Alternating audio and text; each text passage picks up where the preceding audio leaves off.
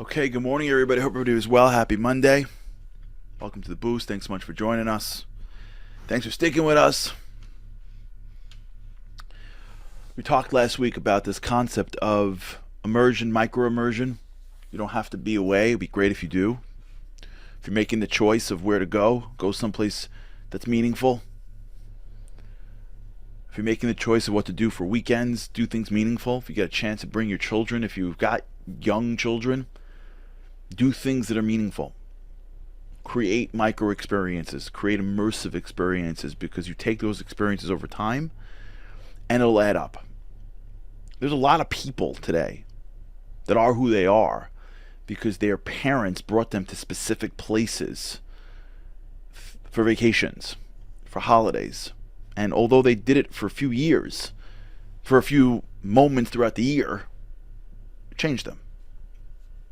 I was talking to a camp director over the holiday, and we were talking about this concept. But how there are kids that literally transform in camp and go back to their lives, and transform in camp and go back to their lives. And then when they get out of the education system, which, by the way, isn't for everybody. It's for a lot of kids, and it does a lot of good for the world, but it's not for every kid. There's a lot of kids that are not thriving in the education system. Something wrong with the system. It's not a knock on the system. It's not a knock on a teacher. Just the reality of trying to fit not every single peg into the boxes that we have. The immersive experiences that they experience is what keeps them until they get to graduate out of the systems, and they can continue their lives. And they become very healthy, productive members of society.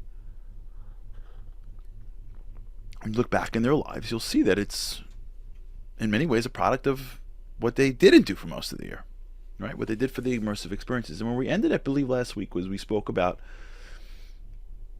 the idea of these micro experiences and even the immersive experiences of being on your phone and getting lost in games.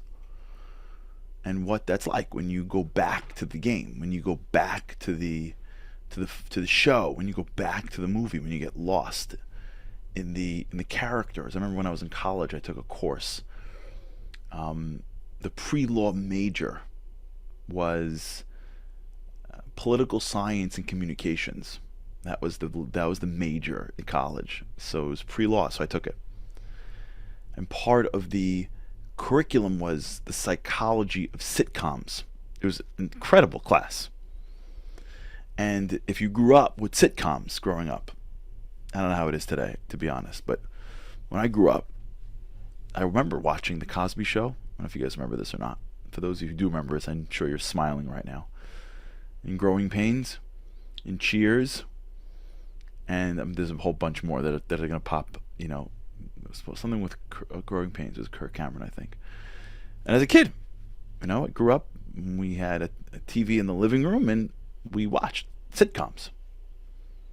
And then ultimately Seinfeld, and there was a few things that came on every week at the same time. That doesn't exist anymore.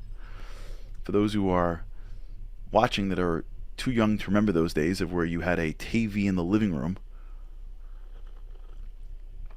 and your family, I kid you not, my family got around and everyone grabbed a spot on the couch. And at 8 o'clock on Thursday night, we as a family watched The Cosby Show. Again, there are people going, I can't believe it. Yes. And the people are like, what are you even talking about? And there were these sitcoms that peppered throughout the week that was part of your life. So I took a course on this, the psychology of sitcoms. And one of the things that the course sort of discussed was that over time, when you watch a character over time, your mind stops seeing them as actors and starts seeing them as in the character. Which is why, again, I don't know how it is now, to be honest. It's been a while since I've done this stuff, but which is why a lot of the actors that I grew up with never became movie stars. Because you're going like, what's Bill Cosby doing as like a Navy SEAL. Like, that's weird. He's Bill Cosby. Shouldn't it be home with the Cosby family? Like, doesn't he have, like, like, I don't get it. Like, what is going on over here? Like, it doesn't make any sense. Like, what's Jerry Seinfeld doing there? Why is he acting like that? Doesn't he have, like, that should he be hanging out with, like, Elaine and, like, Kramer? Like, it doesn't make sense that these are people, because over time, especially then when you watched it in pieces, where you, at the end of the half hour on Thursday, you waited until the next Thursday, it created an immersive experience in which you were in their family, you were in their life. They were a part of your week, and you interacted with them. You didn't speak to them, but you heard them. And these people that are actors, they transformed into being the characters of which you watched for a long time.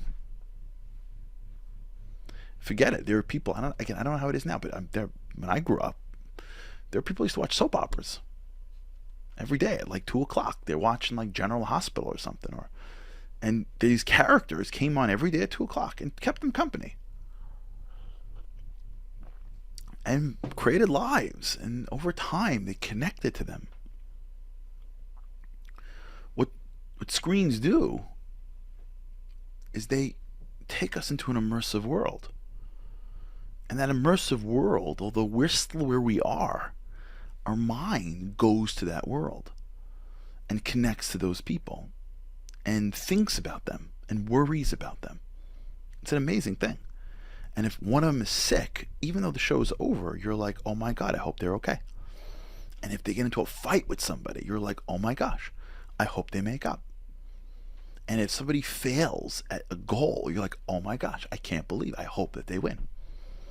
When they're playing a game in the screen and your heart is beating because you hope the shot drops, it's hard to remember that the whole thing is just made up, because the screens immerse you. And it's important to like pause and recognize that, because what screens do is it takes you out of a life that's supposed to be immersive and gives you a synthetic life that is immersive. What the entertainment does for us is it takes this natural desire to be great and to have deep relationships and to grow and accomplish, and the feeling of overcoming challenge, and the feeling of being vulnerable, and that being all the things that make life, and in our lives will require an enormous amount of potential jagged edges or circles, as they say. They say like God makes circles and man makes squares. Like you'll never see like a square in a forest. You see circles, trees, and you just see, if you look at the world, you'll see that they're in circles. They're not squares. Squares are too tight. It's too controlled. Life doesn't work at the same pace or with the same precision, with the same exact, you're about to lose and you win at the moment. We don't say that line. It doesn't work like that. And so what happens when a person engages in an enormous amount, I'm like, you want to chill. I'm not judging. I'm just sharing. And this is part of the class that I took, that still sticks with me from college. What happens is, as a person engages in life, as they realize that they're not going to accomplish at the level or pace or timeline than they anticipated, or that relationship is much more complex, or that thing doesn't make sense, or whatever it is in life that isn't going at the pace or at the desire or at the success of that which is on the screen. What happens is, as you immerse yourself in a fake world, that world becomes real to your brain. And then you start living through characters. You start looking at characters as your avatars. And you start to see them as your representatives, even if you don't realize it. So you want them to win. You need them to win. It bothers you if they're in a fight with their loved one. You watch repeats of the shows because when you turn it on, you feel like you're back with them. That's the whole idea of reruns. Why would you watch an episode again of anything? Because we've connected so much to these fake characters, and they become a part of our lives, that it feels better to watch them again and know what's going to happen than to not watch them at all. And so what happens is the screens become vicarious lives for us. And the screens know it. And the writers behind these characters know it. And the lines are tight. And they know exactly how to make sure that the scene has peaks and valleys. There's dramatic pauses. They know how to create enough tension to hold you, but not too much to break you. And then how to make it end just at the right moment so that you keep on going. This is science. I will talk about this. I'll pick this up hopefully in the morning. Okay, everybody, think about this. If you can, think about where you are living vicariously from those who are behind screens. All right, we'll talk. Have a great day. With God's help, can't wait to see you again tomorrow. Living on a lifeline, the world doesn't ever seem to change. Looking for the sunshine, but you're caught up in the rain. It's like your eyes are wide open, but you cannot see. You're watching life pass you by like 1, 2, 3. Walking in destruction, the winds of life blur your vision. All the devastation forever feels like you're on the run. It's time.